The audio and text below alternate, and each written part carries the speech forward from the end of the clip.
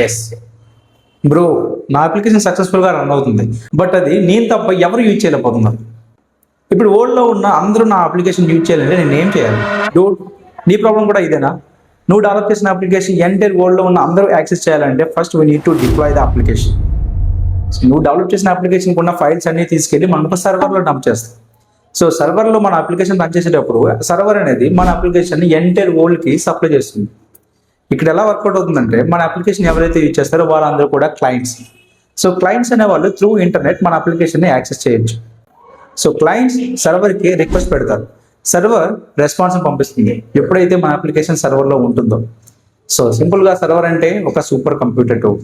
Already server కోసం ఒక basic video చేసా.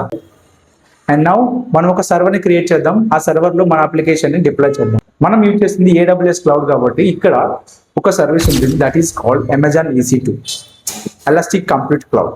సో దాన్ని యూజ్ చేసి సర్వర్ని ఎలా క్రియేట్ చేయాలి, అలాగే సర్వర్లో అప్లికేషన్ ఎలా డిప్లాయ్ చేయాలి అనేది అప్కమింగ్ వీడియోస్లో చూద్దాం. ఇలాగే AWS క్లౌడ్ అండ్ DevOps ఫ్రీగా నేర్చుకోవాలనుకుంటున్నావా? అయితే ఇప్పుడే మన ఛానల్ని సబ్స్క్రైబ్ చేసి పెట్టుకో. అలాగే మీ ఫ్రెండ్స్ అందరికీ కూడా ఈ వీడియోని షేర్ చేయండి.